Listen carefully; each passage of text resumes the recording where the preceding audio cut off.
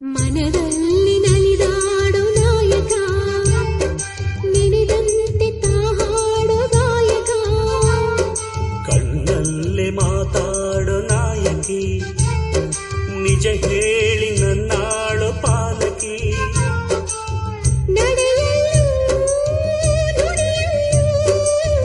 ಒಂದೇ ವಿಧವಾದ ಹೋಲಿಕೆ, ನಗುವಲ್ಲೂ